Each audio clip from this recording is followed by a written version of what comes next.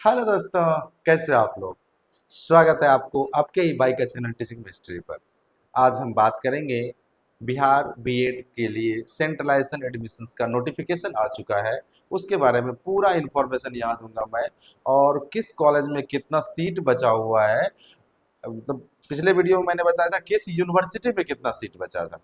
आज और अभी मैं बताऊंगा अभी आप लोग को किस कॉलेज में कितना सीट वैकेंट है, और सेंट्रलाइजेशन एडमिशंस का क्या प्रोसेस है, और इससे जुड़े जितने भी इंफॉर्मेशन है वो सारा मैं बताऊंगा आपको। लेकिन उससे पहले अगर नए आए हैं आप लोग तो सब्सक्राइब करें, लाइक करें और शेयर करें। तो चलिए देखते हैं क्या है पूरा पूरा इंफॉर्मेशन। जैसा कि आपको पता है आज है 22, ठीक है। 22 है और यहाँ पर नया डेट शीट जारी हो गया, ठीक है। देख सकते हैं यहाँ पे नया डेट शीट जारी हो गया है। तो पहले देखते हैं सेंट्रलाइजेशन एडमिशन के लिए, और उससे भी पहले हम लोग सीट मैट्रिक्स देख लेते हैं किस कॉलेज में कितना सीट वैकेंट है। उसके बाद मैं बताऊंगा सेंट्रलाइजेशन एडमिशंस का क्या क्या प्रोसेस है। तो सबसे पहले सीट देख लीजिए, आपके किस कॉलेज में कितना सीट बचा हुआ है, ठीक है। तो चलिए इसको जाने दीजिए, फिर ये आएगा नया चीज, ठीक है।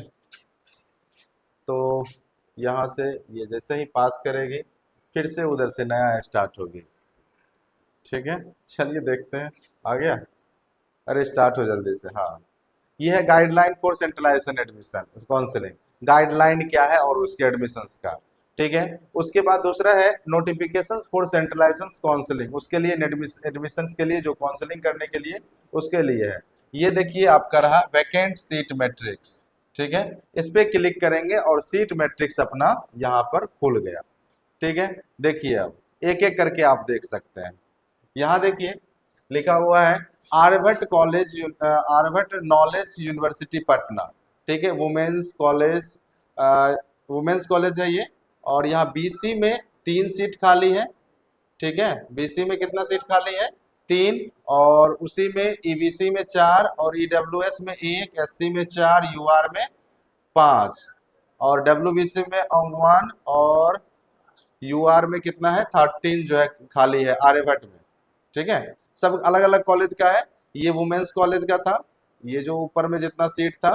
अगर जो है जिसको वुमेन्स कॉलेज में लेना है सीट तो वो आप इतना कॉलेज चूज कर सकते हैं, ठीक है। अगर यहाँ पे लेना है तो, ठीक है, आर पटना में। तो ये सारा सीट दिया हुआ, नंबर ऑफ वैकेंट सीट यहाँ पर जो है बीसी में हर एक कैटेगरी वाइज दिया हुआ है, ठीक है। तो सबसे पहले आप लोग सीट मैट्रिक्स देख लें, उसके बाद सेंट्रलाइजेशन जो एडमिशन स्टार्ट हुआ है उस पे जाइएगा, ठीक है। देख सकते हैं किस कॉलेज में कितना सीट है। तो आर्यभट्ट नॉलेज यूनिवर्सिटी में यूआर में जो है 13 सीट है, ठीक है। उसी तरह हर एक कॉलेज का दिया हुआ है, देख सकते हैं आप। इसको खोल के आप एक तरफ से आपको जहां भी नजदीक पड़ता है, जो भी कॉलेज आपके आसपास है या आप जिस कॉलेज में लेना चाहते हैं, ठीक है। देखिए यहाँ पर ये कौन सा कॉलेज है, आर्यभट्ट नॉलेज यूनिवर्सिटी पटना, इंदिरा कली रामजी सिंह बीएड। इसमें देखिए यूआर में 19 सीट है, ठीक है। उसी तरह अलग अलग कॉलेज का सीट जो है सीट मैट्रिक्स क्या है, अलग अलग है। तो आप क्या कीजिए, इसको पूरा खोलिए और आपको जिस कॉलेज में लेना है उस कॉलेज का पहले क्या देखिए, सीट मैट्रिक्स देखिए, ठीक है।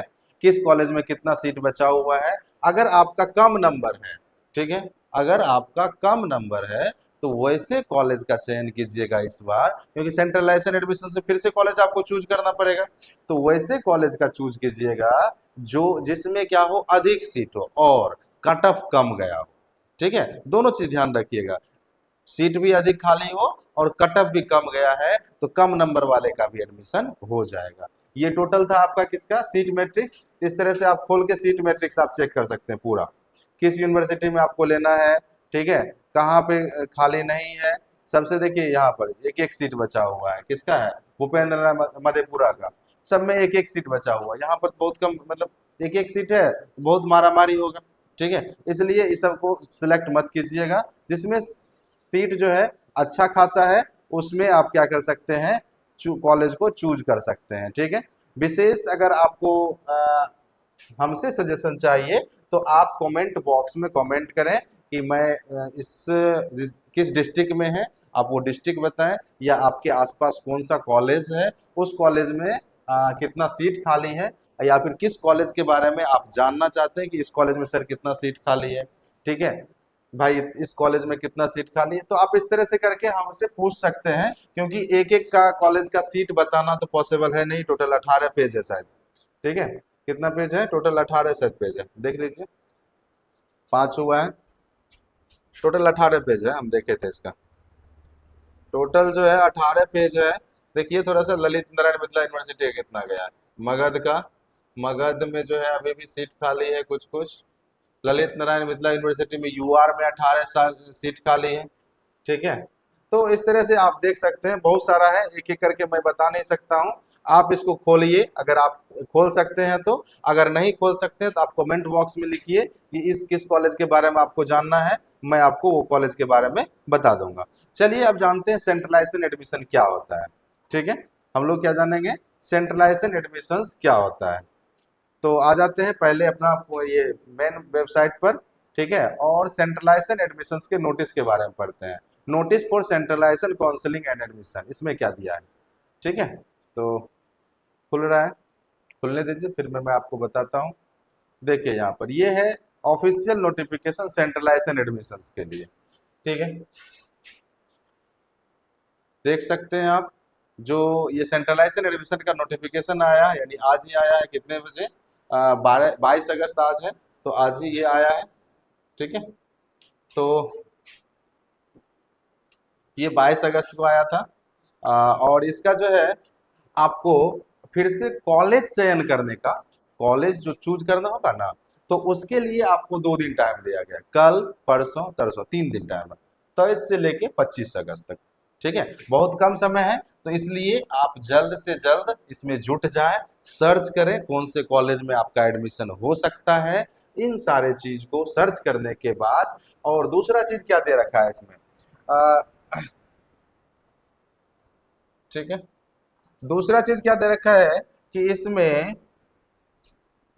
Make payment for the registration by log in candidate they will select minimum 2 college. हाँ यहाँ देखिए, मिनिमम 2 कॉलेज सेलेक्ट कर सकते हैं। ठीक है, कितना कॉलेज, 2 कॉलेज सेलेक्ट कर सकते हैं।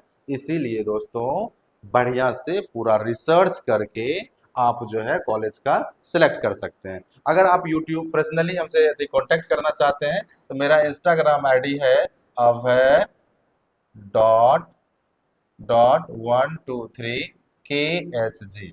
ठीक है, KHG खगड़िया का लगा है। ठीक है, तो आप इस आईडी पर जाकर मेरा फोटो आएगा। ठीक है, आप इसको क्या कहते हैं, इसको फॉलो कर लीजिएगा, और उस पर कमेंट कर सकते हैं, आप पर्सनली हमसे पूछ सकते हैं कि किस कॉलेज में एडमिशन लेना है। ठीक है, तो आप जो है इस पे 2 कॉलेज चूज कीजिएगा, कब, 23 से 25 तक में। ठीक, उसके बाद जो है, उसके बाद 2 कॉलेज चयन कर लीजिएगा, 27 को जो है ना डिस्प्ले हो जाएगा अलॉटेड कॉलेज, 2 दिन में।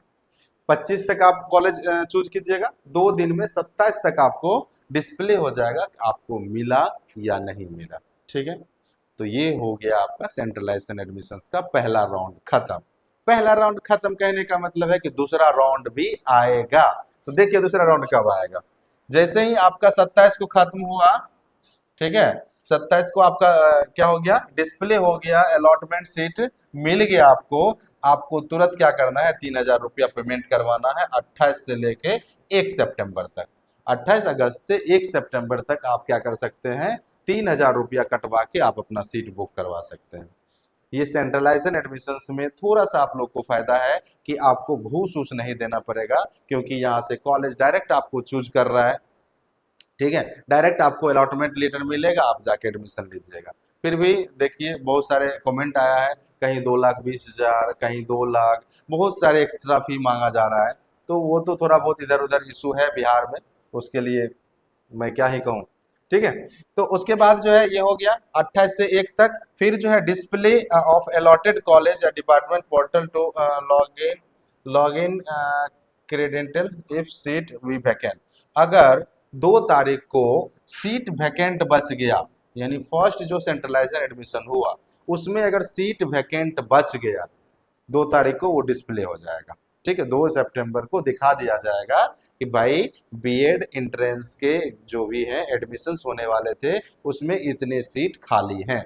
जैसे ही खाली सीट आएगा तो फिर से आप क्या कीजिएगा, फिर से जो है सेकेंड जो है आएगा। ठीक है, फिर से payment of part of 3000 on the mode of, देखिए फिर से जो है 2 सितंबर को आ जाएगा।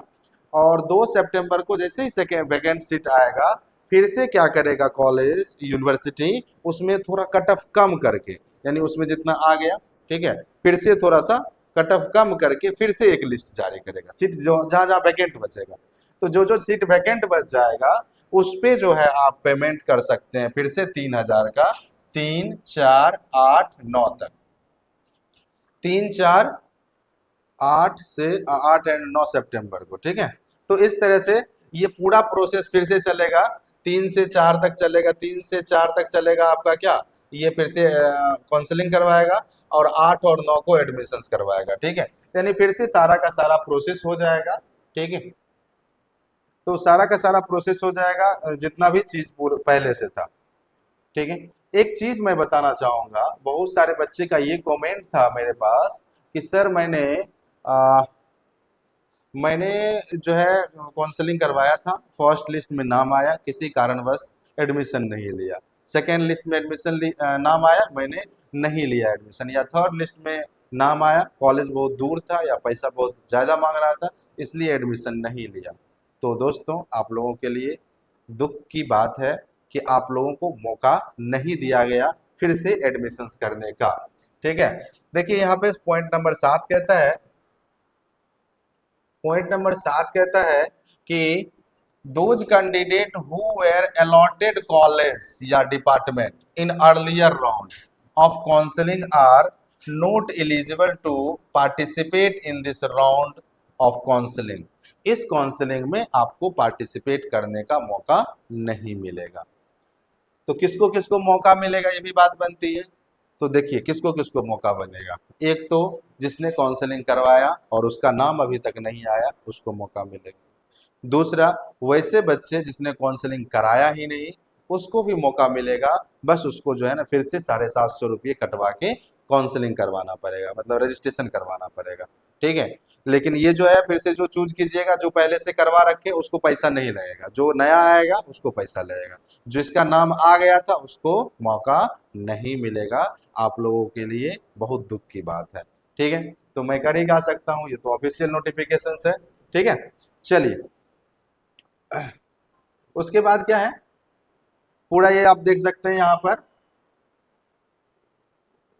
सारा का सारा चीज दिया हुआ है इस पे। अब देखिए इसके लिए एक नोटिस आया था, मैं उसको भी एक्सप्लेन कर देता हूँ। ठीक है, उस नोटिस में क्या है सारा चीज मैं देखता हूँ। चलिए इसको डिस्कार्ड करते हैं, आ जाओ होम पेज पे यार।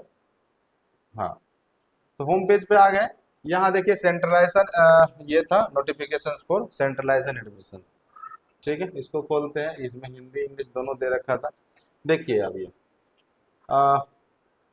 यहाँ से कर देते हैं ऊपर, फिर जो है इसमें मार्क मिले देते हैं। चलिए देखिए यहाँ क्या है, पूरा प्रक्रिया क्या है, पूरी प्रक्रिया एसएनओ के कार्यालय के माध्यम से होगा, एसएनओ के कार्यालय के माध्यम से केंद्रीकृत की जाएगी और इसे केंद्रीय काउंसलिंग प्रवेश कहा जाता है। दस्तावेज सत्यापन और प्रवेश पर्ची जैसे कार्य संबंधित विश्वविद्यालय नोडल अधिकारी की देखरेख में होगा, यानी विश्वविद्यालय नोडल अधिकारी के देखरेख में यह सारा काम होगा। अभ्यर्थी संबंधी कॉलेज विभाग के लिए सीट की उपलब्धि की जांच की जाएगी। ठीक है, केट बीएड 2025 के अहार्ता प्राप्त काउंसलिंग के लिए पंजीकृत करना होगा, तो इसके लिए आपको क्या करना पड़ेगा, पंजीयन तो करना ही पड़ेगा। काउंसलिंग और प्रवेश के दौर में भाग लेने के लिए कॉलेज या विभाग का चयन करना अनिवार्य है।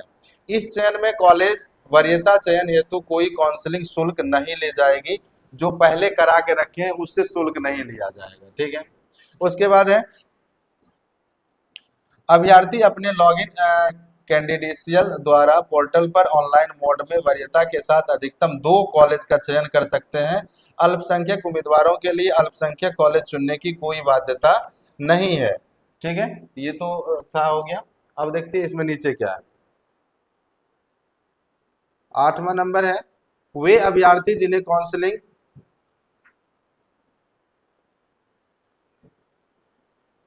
वे अभ्यर्थी जिन्हें काउंसलिंग के पिछले दौर में कॉलेज या विभाग आवंटित किया गया था, वे काउंसलिंग के इस दौर में भाग लेने के पात्र नहीं है, जो अभी मैंने बताया कि आप लोगों के लिए बहुत दुख की बात है।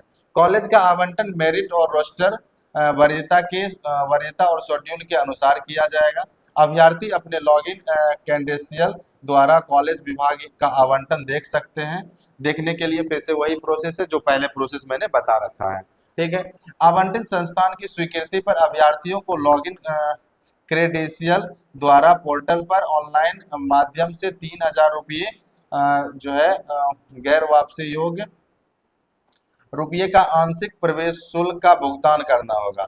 अभ्यर्थी दस्तावेज सत्यापन और प्रवेश के लिए शेड्यूल और स्थान के अनुसार रिपोर्ट प्राप्त करेंगे।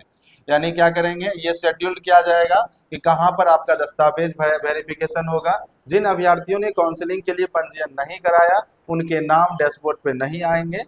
ठीक है, और वे काउंसलिंग या प्रवेश में भाग नहीं ले पाएंगे। तो दोस्तों, तो सबसे पहले आपको ये जो है फिर से काउंसलिंग करवाना अनिवार्य है। ठीक है, यानी आप फिर से 2 कॉलेज का चूज कीजिएगा, तभी नाम आएगा, अदरवाइज आपका नाम, ये नहीं कि हाँ हमने करवाया है छोड़ देते हैं नाम आ जाएगा, ऐसा नहीं होगा। आपको फिर से 2 कॉलेज चूज करना ही पड़ेगा, चाहे आप पिछले पहले कर रखे हैं या नहीं कर रखे हैं, उससे कोई मतलब नहीं है। एक फायदा है, जिसने अभी तक काउंसलिंग नहीं करवाया उनके लिए भी इसमें मौका दिया गया है। तो ये पूरा न्यूज था। ठीक है, अब देखिए, आपको अगर विशेष रूप से हमसे कांटेक्ट करना होगा तो मैंने अपने इंस्टाग्राम आईडी दे रखा है, उससे आप क्या कर सकते हैं, कांटेक्ट कर सकते हैं। ठीक है, तो चलिए आ जाते हैं फिर से अपने होम पेज पर। ये था ना, हाँ। तो जिसको भी क्या करना हो, कांटेक्ट करना हो, मेरे इंस्टाग्राम आईडी पर कांटेक्ट कर सकते हैं। ठीक है, ये देख लीजिए, आपका वही सारा डेट शीट है, जो भी जो है आपको क्या करने का कहाँ आ गया, हाँ। तो आपको जो है फिर से चॉइस करने का, कॉलेज चॉइस करने का मौका जो है 23 से 25 तक दिया है। 23 से 25 तक, और 27 को आपका डिस्प्ले हो जाएगा। 28 से 1 तक आप क्या कर सकते हैं, 3,000 रुपये पेमेंट कर सकते हैं। जो जिसका हो गया उसके बाद जो है 2 तारीख को फिर से जो है सीट अलॉटमेंट कॉलेज मिलेगा, जिसका बच गया है सीट अगर बच जाएगा तो फिर 3, 4, 8, 9 को सेम प्रोसेस चलेगा पूरा। जो भी एडमिशन का प्रोसेस पीछे हुआ था सेम टू सेम रहेगा, हूबहू रहेगा। तो ये था पूरा सेंट्रलाइजेशन कंडीशन, सेंट्रलाइजेशन के लिए जो नोटिफिकेशन आया। ठीक है, पूरा सारा चीज प्रोसेस वही रहेगा। बस इस बार जो है आपको क्या करना पड़ेगा, 2 कॉलेज फिर से चूज करना पड़ेगा, यानी आप रिकाउंसलिंग कर सकते हैं। तो कैसा लगा वीडियो अवश्य बताइएगा, और अगर पर्सनली कांटेक्ट करना होगा मेरा इंस्टाग्राम आईडी abhay.123KHG पर कांटेक्ट कीजिएगा। मिलते हैं अगले वीडियो में, तब तक के लिए धन्यवाद।